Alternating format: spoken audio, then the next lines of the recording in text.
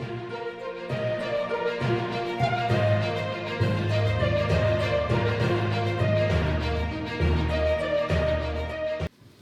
A psychologist and career counsellor आपके साथ एक नई चीज है, मैं आपके साथ शेयर करना चाहता हूँ। एक एक्सपेरिमेंट है। तुम खुद को अगर डिप्रेशन में कोशिश करें तो क्या आप टिक सकते हैं? शायद आपको ये थोड़ा सा झूठ लगे, लेकिन अगर ये एक्सपेरिमेंट है, अगर उसे परफॉर्म किया गया है तो उसका जस्टिफिकेशन जरूर बनता है। अमेरिका में 1971 में नॉर्मन फिगरो, डेविड के रेनॉल्ड्स को national institute of mental health से एक अनुदान मिला था, जिसके लिए उन्होंने एक अनोखा प्रयोग किया। दोनों भी साइकोलॉजिस्ट हैं। अभी ये प्रयोग तो अनोखा था। इस प्रयोग में मनोवैज्ञानिक डेविड के रेनॉल्ड्स ने खुद एक डेविड केट नाम लेकर गंभीर अवसादग्रस्त डिप्रेशन युवा की भूमिका उन्होंने अपनाई थी। मानसिक अस्पताल में एक अवसादग्रस्त व्यक्ति बनकर वो भर्ती हुए। शायद इस तरह की उनका भूमिका थी, शायद लोगों को पता ही नहीं चला, कर्मचारियों को पता ही नहीं चला कि एक शोधकर्ता है।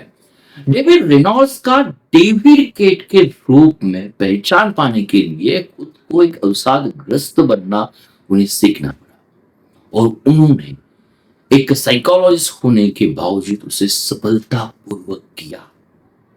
मनोवैज्ञानिक परीक्षणों में डेविड केट को गंभीर रूप से अवसादग्रस्त पाया गया और अस्पताल की रिपोर्ट ने भी उनकी पुष्टि की। शायद इसके लिए हुआ क्योंकि वो वास्तव में डिप्रेशन का अनुभव कर रहे थे।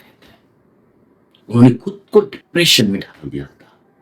तो इस प्रयोग से डेविड केट के कुछ निष्कर्ष है। फर्स्ट आता है, नैराश्य साधारण और छोटी छोटी आदतों से विकसित होता है। ये फर्स्ट आता है। कुर्सी पर अगर हम झुक कर बैठते हैं, कंधे गिरा कर लेते हैं या सिर नीचा कर चलते हैं।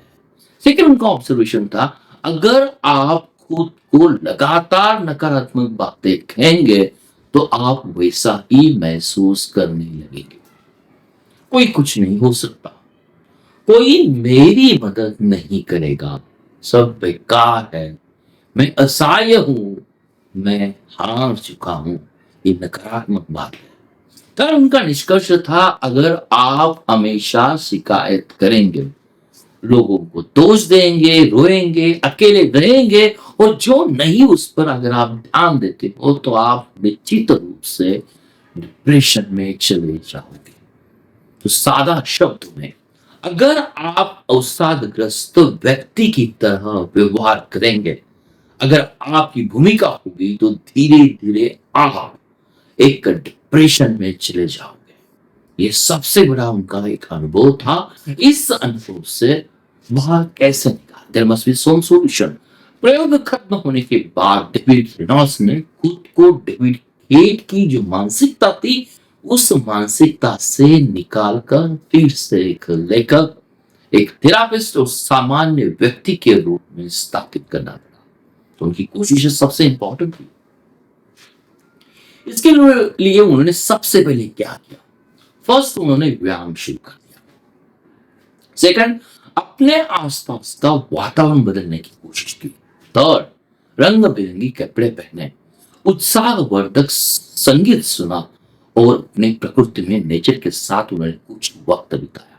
तो उनके अनुसार अगर आप अपना व्यवहार बदलकर अपनी भावनाओं को नियंत्रित कर सकते हैं, भले ही आप अच्छा महसूस न करें, फिर भी जीवन के महत्वपूर्ण कार्य आप पूरे कर सकते हैं।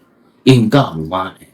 डेविड रेनॉल्ड्स के मुताबिक जब आप डिप्रेशन में होते हैं तो निष्क्रिय रहकर और नकारात्मक सोचकर आप खुद को और ज्यादा नुकसान पहुंचाते हैं।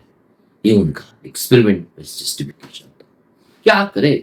घर की सफाई करें, टहलने जाए, तैराकी करें, छोटे छोटे घरेलू काम करें, कोई भी सकारात्मक गतिविधि में मददगार आपके लिए हो सकती है। शुरुआत में ये करने के लिए आपकी इच्छा नहीं होगी, लेकिन जैसे ही आप छोटे छोटे काम करने लगेंगे, आपकी मानसिक स्थिति, मेंटल स्टेटस खुद ब खुद सुधरने लगेगी। बहुत ही छोटे छोटे प्रैक्टिकल उन्होंने नुस्खे आपके साथ शेयर किए हुए।